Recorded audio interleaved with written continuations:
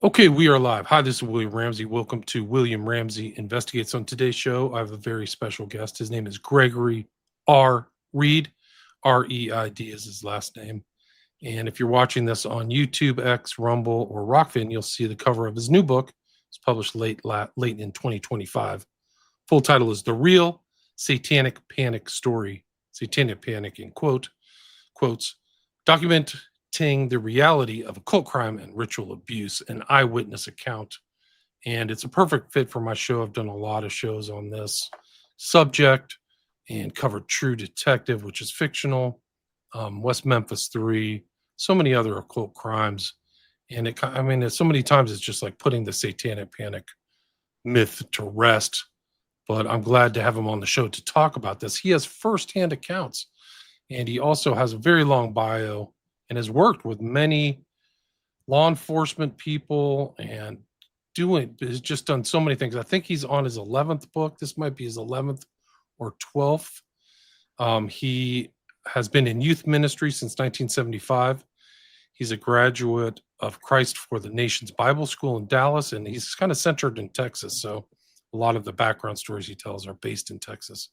And he holds an honorary degree from Logos Graduate School and is also an ordained minister with the American Evangelistic Association, director of Youth Fire Ministry. He served as youth pastor at Crosspoint Church in El Paso for 7 years. He's also a retired private investigator with over 20 years experience as a contract criminal justice trainer on occult crimes and crimes against children. Like I said, he's the author of 11 books. Other titles are Trojan Church, A Cry in the Wilderness, The Color of Pain, and The War of the Ages, a complete scriptural guide to confronting and defeating Satan's kingdom. And we were just talking in the pre-show. I was jogging my memory. I knew his name. It came to my attention on social media that he had published a new book. So I reached out to him and he agreed. But I remember watching him at the end of a Tom Dunn documentary. And he was talking about some place in LA in the Valley, if I remember. He can probably jog my memory more. But it's a really interesting documentary. But also at the intro to the book, there are some names that I'm familiar with, which is Dale Griffiths, who worked on the West Memphis 3. And he also mentions the late Russ Dizdar. I have a signed copy of Russ Dizdar. I actually reposted an old interview I did with Russ Dizdar from 2014. It's unbelievable. It's been over 10 years. But he's also included other names, other people who've kind of been in, and I'm pretty sure one of them was a occult crimes investigator from San Francisco, but maybe you can kind of fill in some of these other names: Yvonne Peterson, Ken Wooden, Galen Hurst, Lauren Stratford, and Sue Joyner. But anyway, kind of an overly long intro. The guest again is Gregory Reid, and the book again is The Real Satanic Panic Story. So, Greg Reid, welcome to the show. My pleasure. For people who haven't heard your name, maybe not your background, you've been in youth ministry and ministry for over, seems like 3 decades, and you've worked with Tom Dunn and others. Maybe you could just talk about your background leading all the way up to this book, The Real Satanic Panic. Short version is I grew up in Southern California and was brought into an occult group at a very young age, beyond my parents' control. And it involved me in child pornography as well as occult rituals, which included a human sacrifice of someone that I knew. And that pretty much messed me up for life. And as a result, I began to involve myself in the occult very heavily and began to practice everything I could imagine. And by the time I was 14, I was pretty suicidal, but I had a very real encounter with Jesus Christ and abandoned all of that. And for the next, dozen or so years, had to put the pieces together of what had happened to me as a child. And then in 1987, I moved to El Paso, Texas to work with a group called the Watch Network. You mentioned the name Sue Joyner. We had no idea what we were doing at the time. We were just giving little presentations at churches and had no idea what we were about to walk into, because in 87, there was a tsunami of occult crimes and kids involved in the occult that just was all over the country. And next thing you know, we're asking to train medical departments for the Army, um, probation departments, law enforcement classes. And in that course of time, uh, we trained probably over 250 criminal justice classes, mainly in Texas, but also in other states. And we also involved ourselves very heavily in groups that were trafficking in children and trying to break them up. And it got us to a point where we found out who the big boys were, and did our best to expose all of that. And somewhere around 1990, they pushed back and created the National Satanic Panic narrative, which pretty much just buried us. Within about 5 years, we went from maybe 250 people across the country that worked on these cases down to about five when it was all over with.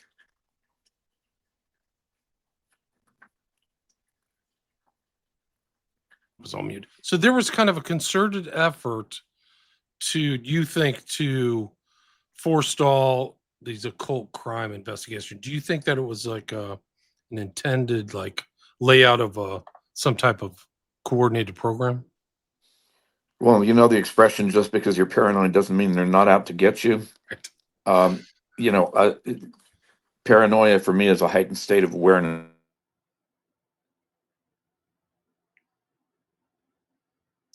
I just This lost you came for a from second. law enforcement. Okay, are we back? Yeah, we're back. Sorry. Okay. This movement came from, first of all, somebody very high up in the FBI who was telling everybody that there's no such thing as satanic criminal activity. Was his name Ken Lanning, perhaps? It absolutely was. Right. And he said he'd never seen one hair, not one drop of blood, nothing. That started to undermine what we were doing when we did presentations, because we'd have somebody get up and say, well, Ken Lanning said, da da da. You say you know more than Ken Lanning? I'm like, well, yeah, I actually can plug my computer in the wall and work it and gather evidence. I mean, it's there. Um, and then come from a group called the False Memory Syndrome Foundation, uh, which at least one of their board members um, was very pro pedophile and had been actually quoted in major Danish pedophile magazine or Dutch pedophile magazine called Pideka. Was that And Eberly? Was that Eberly? no, his name was Dr. Ralph Underweger. Ungerwager, that's right. Yeah. And then from the Christian community, there was a group out of Chicago that started to write articles saying that it was all a fraud. They started with my friend Mike Warnke, who was an ex-Satanist. They took him out. Then they went after my friend Lauren Stratford and they destroyed her.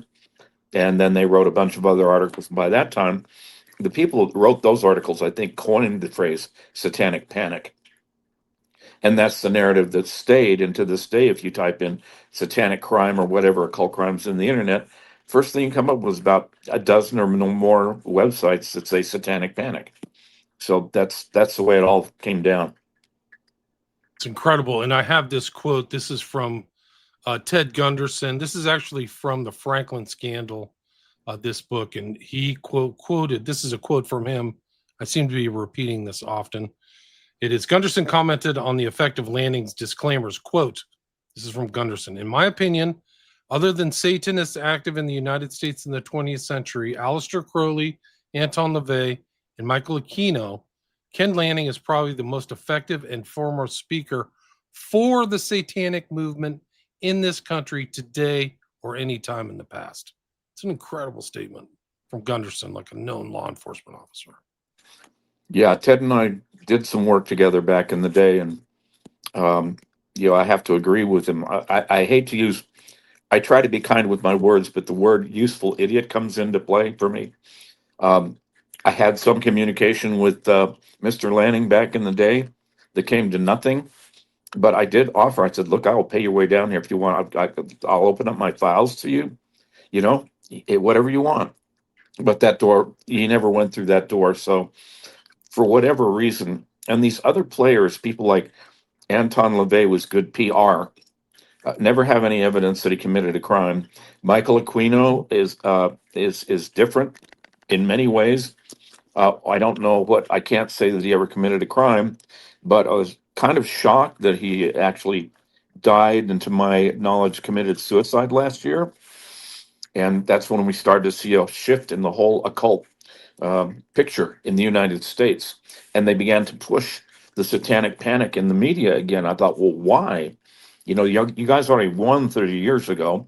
Why are you doing this now? And then when I heard that Aquino had died, I thought, okay, I get it, because the law of the Luciferians is where one head is cut off, another will succeed.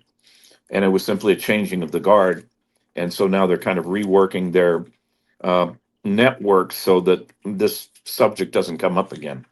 Wow. And he was credibly accused. I did a show on Aquino.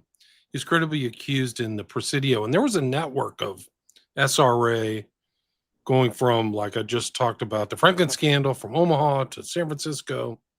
And it just metastasized. So it was really there in the 80s. Just absolutely no question about it. Absolutely. It's factual. Like, that's evidentiary stuff. Yeah.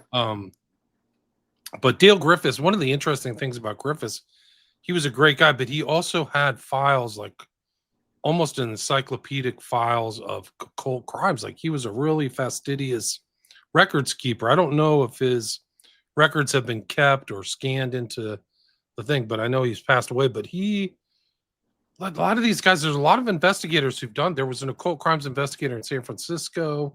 There've Sandy been Gallant. What was her name? Sandy Gallant. That's her. Yeah, good memory. She wrote a book. Like, she had all the stuff. Like, and they either shut her out or something like that. But she was like a dedicated occult crimes investigator. And there were a lot of those. Larry Jones, who had an excellent newsletter, I think called File 18. And then somebody had accessed their database, and he got a threat from the Witches League for Public Awareness, and a letter was sent out to all the people on the mailing list, said we're going to watch you for even one little misstep. We're going to sue you. Wow. So we realized early on their network was far better than ours, and it has proven to be so even now. When my last book, The Real Satanic Panic Story, came out, I did a broadcast with a friend of mine, Doreen Virtue, a couple of probably about a month ago now, and it took their crawlers approximately probably an hour to get on the YouTube channel and make sure the first comment was Satanic Panic. None of this stuff is real. Right. So they're very organized. And it almost is like they just have these already preset responses. Like, you're panicking, there's no evidence. And it's the same thing over and over. Like, I've dealt with it for 15 years. Well, 13. Well, actually, since I did that book on Crowley in 2010. It's just the same. I mean, you can just read Crowley's material. He's doing rituals. He's involving kids, like the what's the one he does? He does this one ritual involving kids. So it's really grim. And there's so many. I put so many occult crime stuff in my book, Abomination, just to show, like, this is really a global pattern, right? Oh, absolutely. And it's known by different names. They're not all connected. They certainly are supportive of one another, but now just in the last 20 years, we have Santa Muerte, which we'd never heard of that before. And they're one of the most grisly human sacrifice groups that's around. And then we have, gosh, I can't even count the different groups that have come up. You have Strega witchcraft, which is Italian witchcraft. That stuff is nasty. And so there's an organizational aspect to it. But the higher you go up, the harder it is to trace who's who. I mean, we talked a lot about the Illuminati. Is it real? Yes, it is. Do people like Jay-Z and Beyonce belong to it? Sure. But they're just the gum under the shoe of what they call the Illuminati. The real term behind that is probably going to be Luciferians. But in their circles, they really don't have a name. But their motto, I guess, is the guarantee of our tomorrow is today's perception that we do not exist. So it's really hard to know who the real players are at that level, but you can get a sense of it as you start to pull the fish in from the stream. Some of the bigger fish start to come a little closer to shore, and you can start to determine some other things from that. And I think the whole thing with Jeffrey Epstein, P. Diddy, whatever level the occult was involved. I mean, I called the Epstein thing. The minute they arrested him, took him to New York, I thought they're going to suicide him. And that's what I believe happened. They got the black book. Ghislaine Maxwell took off for a while. When they found her, I believe she was in an In-N-Out burger in Los Angeles and kind of a disheveled little dress. And, um, she was reading a book on the heroes of the CIA. I'm like, is anybody getting this? That was her way of saying, I'm ready to come on back to the reservation and cut a deal. And I believe that's what she did. Right. Come back in from the cold would be the Intel terminology. Yes. So these guys were all Intel. Yeah. I heard a story here in LA that they were having celebrations before Epstein was suicided because they knew it was coming. Like, that's how bad it was. Yeah. Yeah. And the P. Diddy thing, I knew the minute it went to trial, I knew they were going to get rid of all the RICO charges and all the federal charges and just some little slap on the wrist. He'll serve a few years in jail and that's that. Anything to cover up who's really, really involved. And see, I have a lot of respect for those who've done the work in this world. I'm very thankful for that.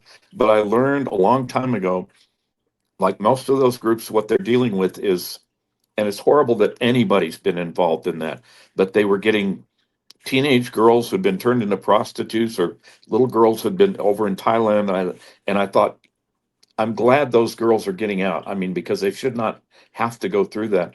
But that's what the other side considers an acceptable business loss, as long as nobody goes up the chain and finds out who's really, really supporting all this Right. and That's a paying really for all good this. point. That's a really good point. These big conspiracies have some kind of controller, and they found it in this Charlie Kirk. I don't know if you've heard this, but there's been some investigators. One guy's name is Baron Coleman, and he's investigating, and they found out that this guy who was sitting on the TPUSA board is Vallely, who wrote the book Mind War with Aquino. And Barron actually found Oh, out. Have you heard that?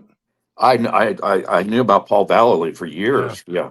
He literally is sitting on the board. He was an advisor on there. And there was another guy who wrote Mind War who was also involved in TPUSA. These are Wow, I very did not know sinister that. people. I can pull up a picture of Paul Vallely using the Masonic hand gesture with a finger to his head, which means that he knows the secret knowledge. But Well, they that's an interesting thing too, because one of the changes that we're seeing right now is the Masonic Order is now going very public, in at least in our area, in recruiting new people into the order. And I have never seen that before. I mean, at least in our town, they've been very secretive. They get very upset if they're talked about, but now they're on TikTok and saying this is a great family organization. If you want to be a better father and husband, I'm like, what? So something's changing in the ground level of where all this is going, and I haven't got a clear picture on it yet. Yep, there he is. Yeah.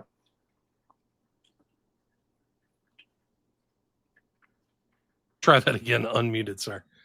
He's making a point to his head, but he's making the sign of the square. So he's got his left hand underneath his right.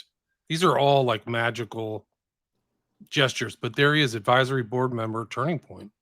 Unbelievable. Unbelievable. But let me I finish knew it this was. with Greg. Go ahead. Some of this guy Barron looked into Aquino's PO box, and they found out who else used that PO box. And there was a super rich guy who's like a billionaire who also works with or who's affiliated with Aquino and getting mail at the same box that Aquino was getting. I can't remember his name right now, but it's almost like this sinister money person behind all this. So when you say the higher ups we don't know, it's like this guy Coleman's just saying there's all kinds of Satanists around Charlie Kirk. It's unbelievable. Well, I wasn't surprised. I liked Charlie. I liked what he was doing, but I knew the minute he was assassinated that they already had some people in place to try and co-opt the Turning Point. And I know that there's at least, I'm not trying to offend anybody, but I know for a fact that at least three elements are trying to co-opt it. One is the Catholic Church, and one is the politicians, and the other one is the Mormon Church, and they're all trying to get in position. So I knew that it was being compromised almost from the minute he got shot, and it's very sad. I wish they would have not allowed Erica to take her platform. She needed to grieve, not be elevated to a point where, I mean, my God, her husband was murdered in public. Who in their right mind asked her to be the head of this organization? It's astonishing. It's all very strange. You know how powerful they were? Like, I didn't know that much about Kirk, but like, they're $1 billion corporation. They were generating 80 to $100 million a year. Think Wow. about the impact. That's a lot of money. A Yeah, lot it of people is. were making money in $1 million, houses and things like that, and private flights. So there's a lot at stake. Kirk was really extraordinary, but there were a lot of jackals around him. I totally agree with Well, that. he was a real threat, and I think Yeah. I'm not in the Candace Owen camp or Tucker Carlson anymore because I come from a Jewish background, and when they started to go down the Elders of the Protocols of Zion route, I'm like, I am so through with you folks. Whatever truth you may have, it's already been compromised. But I see that they were going in a direction where it was going to be hard to know what was what, but I do believe, just for myself, I believe that he was assassinated by some contingency that just wanted him to shut up. Yeah, I think you're right. He was too vocal and he was too honest, I think. I think that was kind of like he was became a liability at Yeah, some point last year, but that may have been like a really overt occult crime because there's all kinds of weird things around this case that beggar belief. But I mean, it wouldn't be the first time an assassination or some big event had some kind of occult impact or influence on it. Like, that's a fact. and you had, I mean, you're in Texas, so you were there for the whole Matamoros situation. You mentioned Mark Kilroy in your book. I mean, there's just so many. The amount of cult crimes are really legion, I think, is one way to put it. Would you agree with that? Absolutely. And most of them do not get discovered. And that's why we valued the work that we did because we were dealing with boots on the ground, law enforcement, probation people who they really did not know what they were looking at. And we just happened to have enough tools to be able to say, well, we can probably tell you who, what, where, when, and why if you let us give you these tools. And there were several cases that were successfully prosecuted because they had those tools in place. Um, the Matamoros thing was kind of a no-brainer. I mean, that was a cult, a horrible thing from the top to the bottom. But even at that point, I mean, I was kind of new to the field at the time, but they had me on Geraldo, and I was sitting there I was with Ted Gunderson, and I was trying to make a case, and the attorney general from Texas and a couple of lieutenant governor, whoever, and a couple of people there were trying to downplay it and say, well, that's a Mexico problem. We don't have that problem. And I said, sirs, I got to tell you, you're so far off. We're working several cases right now in Texas, which I think kind of not really ended my career in law enforcement, but it sure made it a lot more difficult. I bet the girl, the Padrina, there was the Godfather, the guy, Costanzo, but the girl was from El Paso or somewhere over in Texas.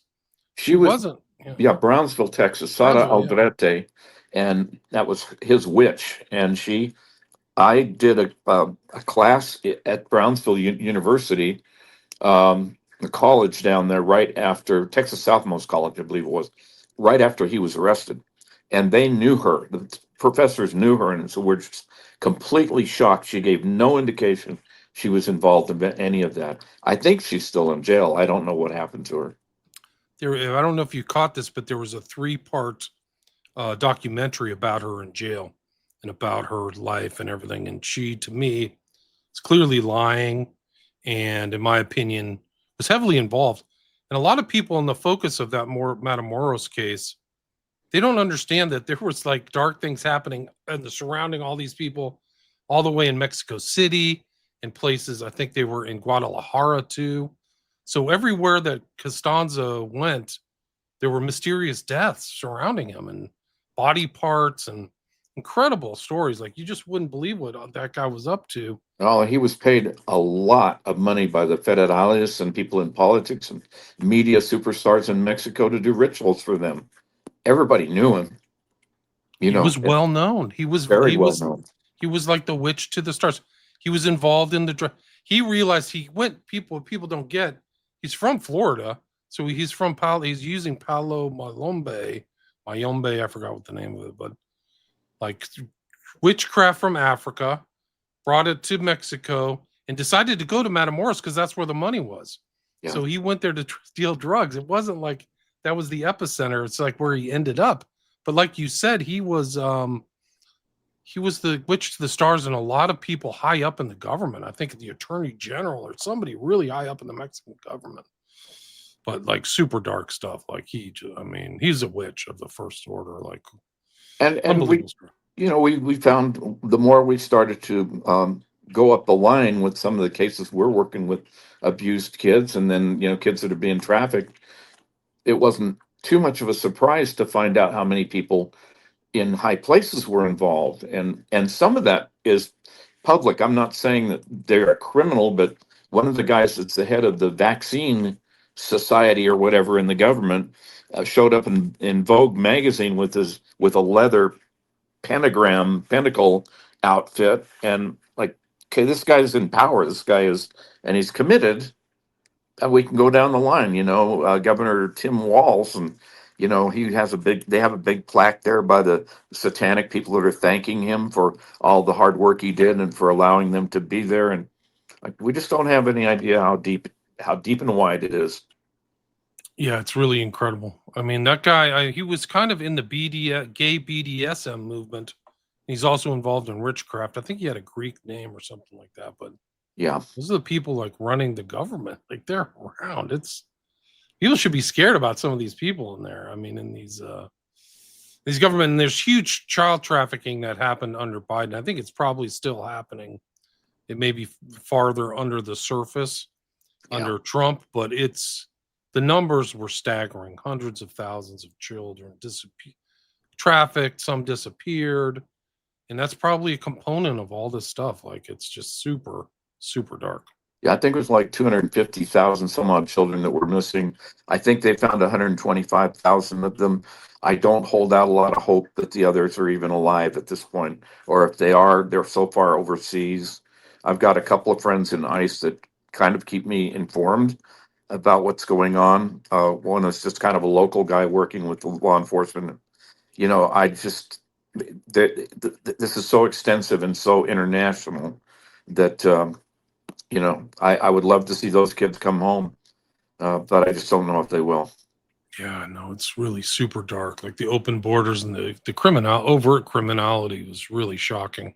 Yeah. And there's elements of it, like there's stories about Epstein, like there's stories of kids coming from Haiti, there's stories from kids coming from Venezuela to the island, from Mexico to New Mexico. So we don't, the whole story. And these people disappear. They're not old enough to express themselves or tell their stories, and possibly covered up. So there's a lot more to Epstein and everything like that. And even the girl who died mysteriously, Virginia Giuffre said she saw black robes in the closet at Epstein's mansion when she was there. So there's indicators. Yeah. There's indicators these guys were they were involved in dark stuff. Yeah. As your experience goes, this kind of false memory syndrome, the Lanning effect, like how has it really affected our country? How many crimes have occurred because of these large amount of people involved in trying to cover up for satanic crime? Well, it goes back obviously centuries, almost since the beginning of time with the worship of the god Moloch, sacrifice of innocent children. It's got, you can see the cultural change over the years in our country as occultism was normalized, and then it was made acceptable, and then it was, obviously, one of the things we taught law enforcement. I want to address a comment that somebody has made because I think it's important. We're not hunting witches because I used to hear it's a witch hunt. Listen, Wiccans can do whatever they want. You can worship a Twinkie, you can worship a tree, you can worship God or Jesus, whatever. I don't care. But when you cross that line into criminality, then your label doesn't matter anymore. And what we're talking about here is not about persecuting or going after people. It's exposing crimes against children. And if it's somebody that's involved in witchcraft, so be it. If it's somebody that is an atheist, so be it. And I understand the defensiveness in the subject. We certainly have had plenty of Wiccans that showed up in our classes. I had one down in South Texas where a lady that she had been in the LAPD for years, and I was working in the Central Texas area, and she told me she was a high priestess of the Wiccan community, and she said I came in here ready to expose what you were doing, and she said I do want to make a couple of corrections if you don't mind, but other than that, you've really opened up my eyes, and I think we may have a problem in our own community that I need to address, and that's what I was looking for because this problem goes beyond that kind of thing. And when if it's a Christian calls himself a Christian, if you're hurting a kid, I want to see you in jail. If you're a Wiccan, go to jail. Do not pass go. I don't care who it is. And so I think we need to get beyond that narrative. Like Wicca being older than Christianity, it doesn't matter. This isn't a war of Christianity versus Wicca or anything else. And we just need to kind of have the maturity to go beyond that and maybe make a concerted effort to care for the children who are being damaged by these groups. Right. And there's Yeah. another comment, if I could: witches do not believe in Satan. That is a Christian God. That's fine. That's theology. And right now we're not talking theology. And you may be correct in that. I mean, that certainly has been proven true, that your standard American Wiccan does not believe in Satan. I mean, they do believe in Lucifer and the horn to God, but that's a whole other subject. But this isn't about that. This isn't a theology discussion as much as it is a criminality discussion. Although I appreciate the thoughts of the comments, I felt like a little correction probably needed to go in there. Yeah, it really is. I mean, these are crimes. They're outside of any ideology. If you're hurting somebody or abusing kids, or some of these things end up in murder, like as bad as murder, these are crimes that you should be prosecuted for, even if you can take the occult aspects or the black magic aspects of it out of it. You're still involved in that. And there's just so many crimes. Like I see you mention things I've covered: Casso, the Acid Man, the Sellers murders. Like some of these I'd actually mentioned in my research too, because they're such overt true crime Texas. I mean, but one of the interesting things is, like, people think Texas is doesn't have these occult crimes, but they are occult crimes in Texas too, right? Absolutely. I mean, we've had them here in El Paso, in Midland, Odessa, Texas, one of the worst. When I first had to actually view a crime scene working with law enforcement and look at the whole setup, it was hard because this poor girl was completely butchered, and the guy got away with it. And that was, and there's other parts of the state where this had happened. So one of the things that interested me, because I know you've done some research into this, the West Memphis case was particularly close to my heart because I think we had trained at the TNOA, it's Texas Narcotics Organization of America, something in. We trained a lot of officers, and I sat under the training of a coroner from Pulaski County in Arkansas, and he sat under my class. And when I heard about the West Memphis murders, I faxed him right away and I said, "Is this what I think it is?" And he said, "It's exactly and everything that you taught us it was." And so I had it from the horse's mouth, the coroner, that this was a satanic crime. And I know they brought my friend Dale in there to testify and basically humiliated him. And I wish I could find the email that he sent me just before he passed away, because I wanted to see how he felt about all these years later. And there was no question in his mind that this was a straight up satanic ritual sacrifice. There's no question in my mind either, looking at it. So I haven't changed my opinion at all. And one of the things is that all the other witches in the common culture kind of came out in support of them. That was one of the great mysteries of this whole situation, is why are these celebrities supporting all these people? Well, then you look into these celebrities' backgrounds, you go, oh, now I get it. It's like coming to the conclusion at Rosemary's Baby, where you find out all of them witches.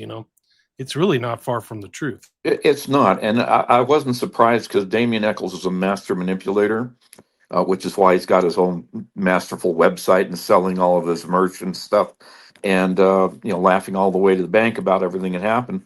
But when I heard that Peter Jackson was investing his millions of dollars into his defense, and I guess Johnny Depp wasn't a real surprise because has admitted to his involvement, at least in Wicca. So, I guess it really was a no-brainer that the Wiccan community and other occultists would get on board to defend these kids. My problem with that is they weren't looking at the real facts behind it, and they were trying to defend somebody that I believe was indefensible. And but it was more important to them for the narrative of Wiccan being a harmless deal. One of the posters said that the Wiccan root is uh, do what you will and harm none, which that's great if you follow that. Right. But there's Right. a lot of people that don't. Yeah. And He there's didn't. people. Yeah. He presents himself as a white witch too, which is what, and then like in other statements, he's like, I present myself as a white witch, but this is just what I tell other people. And if people who know Gardnerian witchcraft know that there's a Crowley influence, the Crowley actually wrote some of the rituals that Gardner, there's two main strains of witchcraft, and one's Gardnerian, the other's Alexandrian, and Gardner and Crowley's connections aren't in dispute. And Yeah. Crowley's very dark, like super dark. Like I know stuff about Crowley, blood drinking and all that stuff, which Damien Eccles is an admitted blood licker, maybe not a drinker, but Well, it's a bit, yeah, like yeah, huge it's bad. difference. Yeah, huge difference. Yeah. Well, and you get up to, I wish, one of the things I was going to do before we were no longer the crisis du jour in law enforcement is I wanted to do a whole an hour, 2 hour class on the Manson murders. Because when you start to make the satanic connections to that, it's absolutely mind boggling. The Can you expand on threads. that? Yeah. Well, on the surface, of course, you had Sharon Tate, which had just done a movie called 13, where she played a high priestess of a satanic coven. Roman Polanski, of course, had, his criminal activity, whatever, that put him in France for a long time.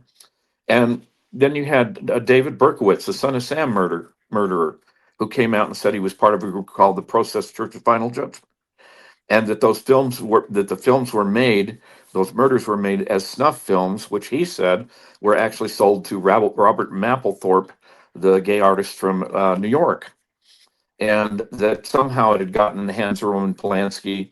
This is all speculation. Okay, none of this has been proven fact, but the speculation was because the police did say there was a video that they had confiscated that has never shown up.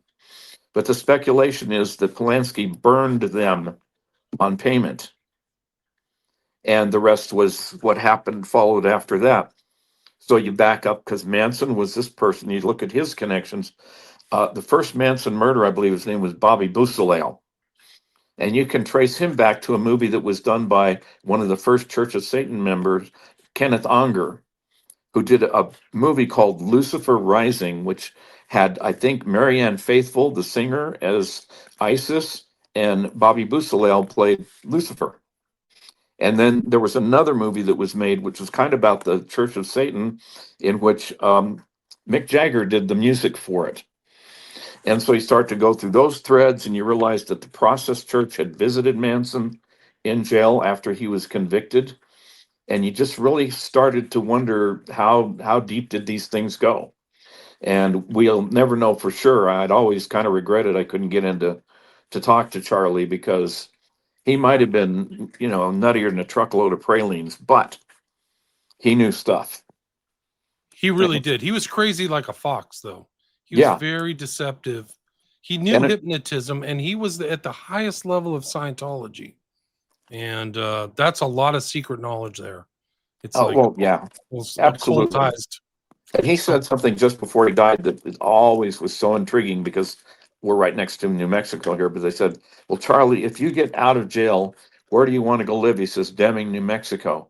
And they said, why? He says, because the devil lives there. And I'm like, oh, okay. I think maybe I should do a little more looking around in Deming and see what's really out there. Because that was a pretty direct statement. Did you find anything? Not so far. I was working with a guy at the Border Patrol that's been keeping a pretty close eye on things. I know there was some human trafficking going through there, but never really was able to get any further than that. Well, a lot of those, according to some researchers, Dana She's traced the Process Church to Best Friend Society at the very bottom of Utah, Kanab, Utah, which is somewhat close, northern Arizona, northwestern New Mexico. That's the animal rescue Yeah, place, right? Father correct. Michael. Yeah, all Yeah, that. Father Malachi. So all yeah. those guys, she actually took I don't know if you've seen this, but she took the pictures of them in the 70s and like transposed what's on their website within the last 10 years. It's the same people. It's like it's another kind of Rosemary's Baby kind of aha moment. It's incredible. Yeah, they're making an effort to reconstitute the process, probably under different areas. But and so many of those, I don't know how interconnected they were. But I remember when I was 16, I almost got recruited into a group called the Children of God, which was a hippie cult, and that went on to be this international, really group that was producing child pornography of their own children, and it was just a horrible, horrible international. The person that nearly convinced me when I met these people, they got off a bus at a Christian event I was at, and this guy got off the bus and he says, "My name's Jeremy Spencer. Do you know who I am?" I'm like, "Yeah, you're like a huge rock god. You're in Fleetwood Mac." And he says, "And I gave up all of that for God, and you should too." So that's the level of people that were involved. I think he's still involved. But then somewhere, I think in the late 90s, the leader's um, son, they called him Davidito. He put out a video. He recorded a video out of Phoenix cleaning his gun, and he said, "I'm going to kill the people that did this to me." And I think he ended up killing the nanny that was partly responsible for his abuse, and then he killed himself. So it was pretty tragic. And this is like infant abuse and really young kid abuse, and Yeah, ostensibly as a Christian church. The guy's founder's name was David Berg, and they were involved in like unspeakable depravity. It was just really horrible. Like when I was at Berkeley, I tell this stuff, told it in other things. I don't want to mention her name, but it was like a river name or one of these kind of strange name. And she would zip in between. I never experienced, now that I'm older, I understand like DID and stuff like that. But she would switch between personalities, and I would just like, what is going on? I don't know what's happening. And and now I know. And she was probably horribly abused, like from a very. And they had a kind of cult outpost in northern Oakland, and they were all there, and it just the vibes were really yeah. It and wasn't Christian. speaking of river, I want to, because you start again to pull the threads. Some stuff like it's unprovable, but River Phoenix, raised in the Children of God, admitted that he lost his virginity to an adult when he was 5 years old, and that's why he was so goofed up. And the Children of God's children's choir had just got through singing for the Bush one White House. So some people in Congress subpoenaed River to come and testify. He was supposed to testify mid-November of that year, but on Halloween night he was hot shot with heroin at Johnny Depp's Viper Room. So we'll never know what his testimony is. Wow, I didn't know that. Wow, that's incredible. My understanding is somebody came up behind him with a shot, like you said, hot shot, but he thought it was something different, but it was 5 times the lethal dose of both heroin and meth. That's what I heard. So Yeah, like he was thinking, oh, some drugs, but like you said, a hot shot. Yeah. and somebody just posted probably happened to Joaquin too. And of course, he was part of the Children of God, and he really went off the rails here. And for a period of time, he was showing up on talk shows all disheveled and barely able to communicate. Everybody thought it was a joke. I never thought it was a joke.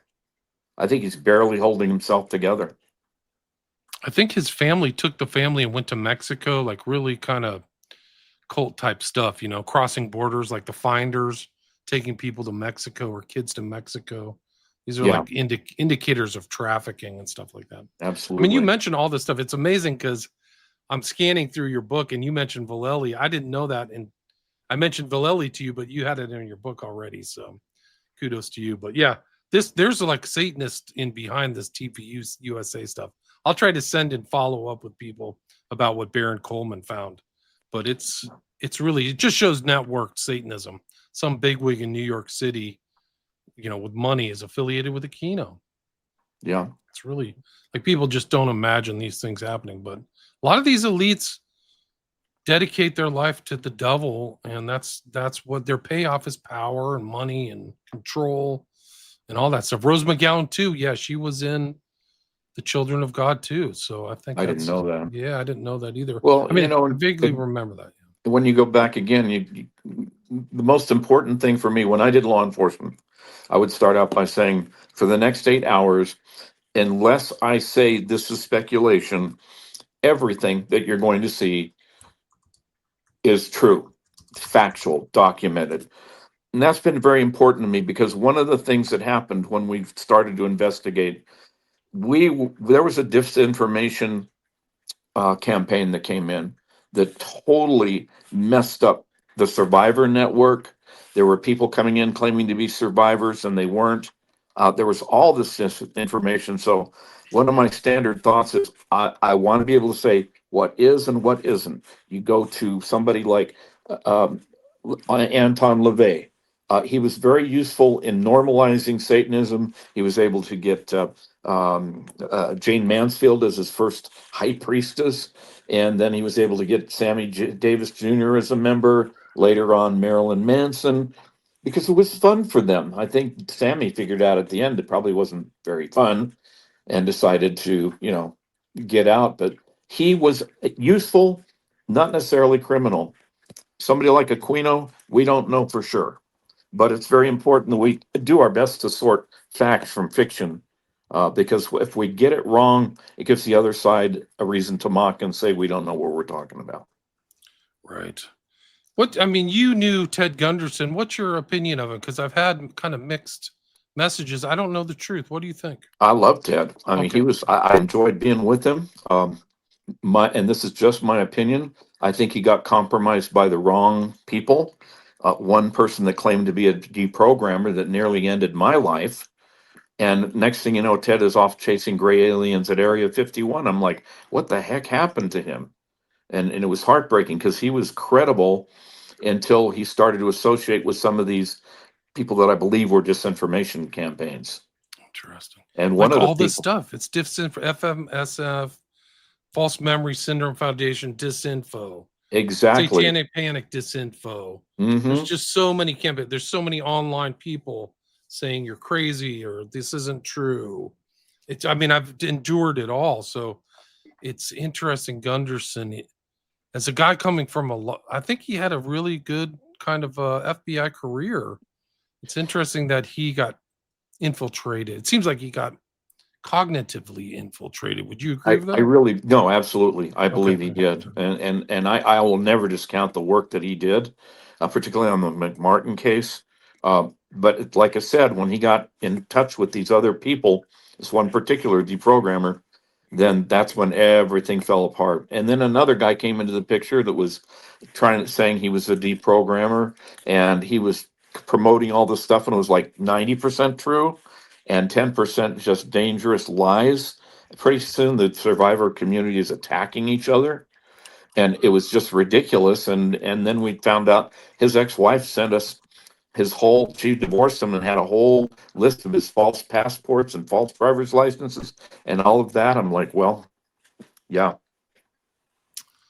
What's your thoughts about McMartin? Like, there's been studies on the tunnels, and there's like indicators I think that have come to the surface of like certainly child abuse, but occult influences. What's your view?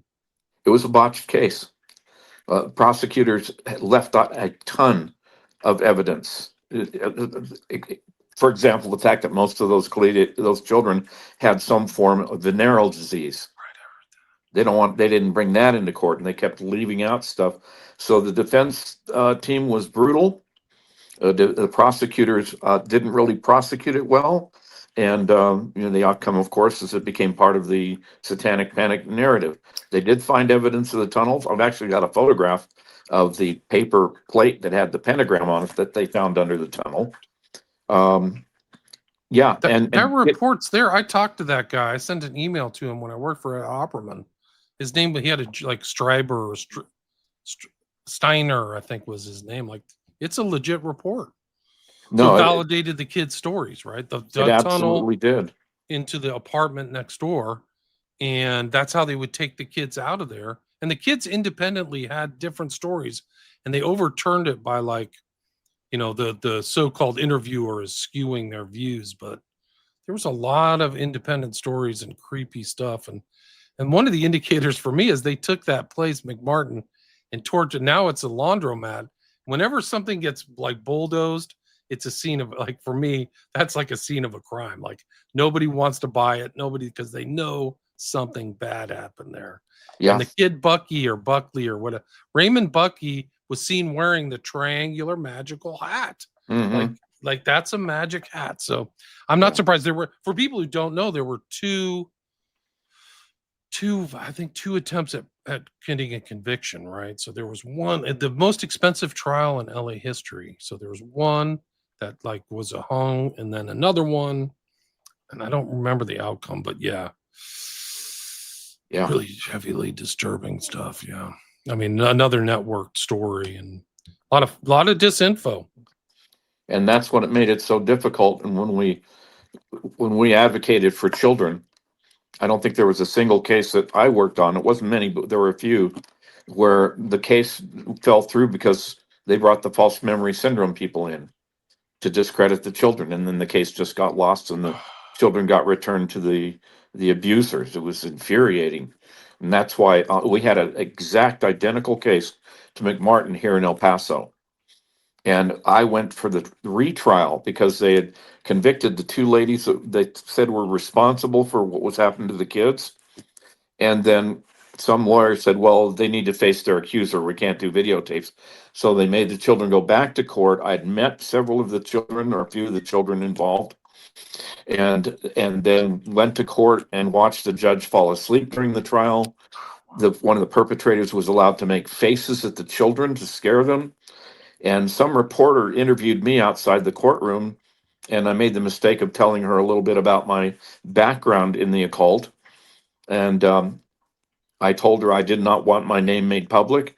And next thing you know, she blows my cover in the Texas Observer. And she's gone on to be one of the greatest apologists for pedophiles in the journalistic world. Wow. So that's how, and after that, the case was just done. But I got calls from parents. I got one of the calls from a parent whose son was now, I don't know, close to 14 years old or something, maybe 10 years old. But they had gone to the park to get pictures for their foot or baseball team. And next thing you know, her son is at the top of the tree screaming his heart out and saying, Mommy, that's the man that took the photos. And because the photographer had shown up, I got a call from one of the McMartin kids that had just turned 19, and he called me in the middle of the night and he said, do you still have flashbacks? Because I can't make them stop. You tell me that's false memories. Right. There were some big names in the False Memory Syndrome Foundation too, like bigwig doctors. I think Jolly West was involved in that too. Is that right? I think so. And someone just asked this question about McMartin, said there was a doctor. I don't know the doctor who lived there, but I know there was a psychologist who worked on the McMartin case, Catherine Gould, and she was a crack psychologist. But they completely discredited her at some point. Right. So it was like a full court press, like, discredit everybody. They're still doing it. It's still happening. Oh, sure. Greg, do you have time for some questions? Let's go through them in turn. Let's see if I can find something. Somebody asked Jan Vier or Jan Vier or Javier. I asked Dr. Reid what he thinks about demon possession and how to help someone. Do you have any thoughts on that? I wrote an entire book on it called War of the Ages, because that's something that I've had to do for the last, I don't know, 40 some odd years of my life or more. It's real. It needs to be handled correctly. And I believe that that's a very real phenomenon. Right. I think you're right too. I agree with that. Yeah, you have to be very careful too, and seek out somebody who has knowledge. I wouldn't mess around. There's people out there. Dr. Reid, have you heard of occult activity in the 1970s in Denver, Colorado? That's from Lizzie. Yes, definitely. Not just Denver, but Fort Collins. There's a town up in Colorado. I can't think of the name of it, but it's like almost exclusively Wiccan and Satanic. And in my law enforcement classes, I taught that all roads lead through Colorado, because that was one of the strongest child trading routes, went right through those cities. Wow, I didn't know that. Bart says, wasn't River Phoenix in Stand By Me? Yes, he was. And were there not some allegations connected to the child actors in that movie? Well, there's rumors about the father. Rob Reiner was the director who just met a tragic end. And there's been stories about that guy in some rumor mills, which I don't know. Do you have any thoughts on that, Greg? Not particularly that, but I know the other person in Stand By Me, of course, was Corey Feldman, who, That's right. he's been very vocal about the abuse that he and Corey Haim went through in their lifetime. So, I mean, Hollywood's it's a cesspool. I grew up in Hollywood. I knew some of the inner workings of that world, and nothing surprises me, and no name that comes out surprises me in conjunction with all this. Gotcha. Michelle, Ted Gunderson living with Jack Lee McGauley was shady. I hate That's to what I heard speak from. evil of the dead, not speaking ill of the dead, but Ted was a womanizer, and it became a problem with his credibility. He liked women. There's an old interview that Visigoth Keith Hansen did with Jackie McGauley.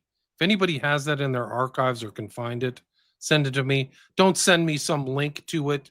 Send me the actual file. Like, I don't want the actual copy. I don't want some shady link that doesn't work, because that's what people send me. It's crazy. Have you heard about the just released testimony of Sasha Riley? I don't know who that is. Hog. Have you heard of that, Greg? No, I've not. I haven't heard of that. Okay. Oh, she accuses Trump, and it's in Substack with audio. I don't know. Michelle, the triplex next to McMartin is still there. Who was the doctor who lived there when the investigations were happening? Can resident records be searched? Are you aware of that, Greg, at all? No, I'm not. I'm not sure how to search that either. Okay. Let's see. Any other? Was the False Memory Foundation paid to discredit the abuse victims? What do you think? We can never know for sure, but I know people like Ralph Underweger were getting in the 100,000 figures to go in and tell the courts that children lie and get their sexual thoughts from their parents' porn collection. So there was some big money involved. The False Memory Foundation, or whatever, Syndrome Foundation, was well funded. They had like literature. They had, for that time, they had like either a magazine or a publication or anything. I mean, it's really, you can go back to history's there. You can find it. I mean, that's a whole nother show I should do, but they had a lot of money. I mean, it wasn't in the millions. I think it was under $1 million, but they were pretty well funded. There was also a film about McMartin that was critical, that was done by Oliver Stone, and it kind of made the prosecution look like a bunch of the doctor was quoted in newspaper articles. A lot of that stuff can be found at newspapers.com. So there's a lot of like concurrent journalism. I don't know the quality of that at all, but it's like the Paradise Lost series by HBO on the West Memphis thing. What a farce that was. Yeah, I call them mockumentaries.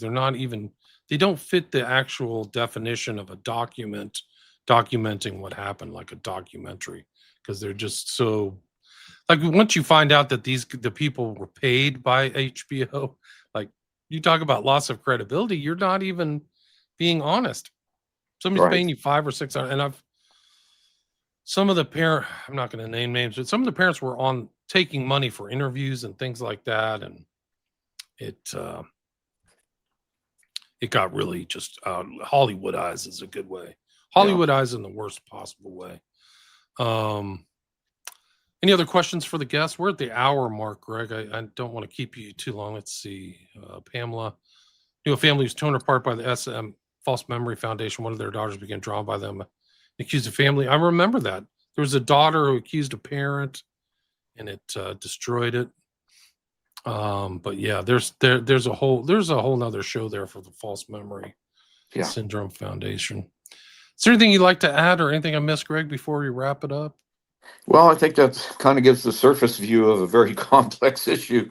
I just want to encourage people to find out the truth about this. I know, and with not trying to be offensive, but I know there have been some comments here about, child pornography coming out of Gaza, and was that the witches doing it? And look, I have friends. I have a family member that's Wiccan. I'm not anti anybody. I'm just saying this is some heavy information, and it's worth us just seeking after the truth and to go after these things when we find it to be true. Discard the rest. Be a truth seeker, because the life of a child could be at risk if we don't get this right. Great. That's a great way to end it. And you can be found at your website, full name GregoryReid.com. Is that correct? That's correct. And all And your go ahead. got a podcast. It's called Extreme Times, Truth in the Shadowlands. Podcast Extreme Times, Truth in the Shadowlands. Again, it's Youth Fire Ministries. His website is GregoryReid.com. Is there anything else you'd like to add? Just thank you for the work you're doing. We really appreciate it. Likewise, thank you for your work. Again, the book that just came out in late 2025 was really kind of the intro topic to our discussion. And the full title of that book, check it out, is The Real Satanic Panic Story, documenting the reality of occult crime and ritual abuse. And again, the guest's full name is Gregory R. Reid. So, Gregory, thanks so much for your time, and love to have you back anytime. Thank you. Anytime. Just let me know. All right. Thank you, sir. Take care. All right, stay there. Bye-bye.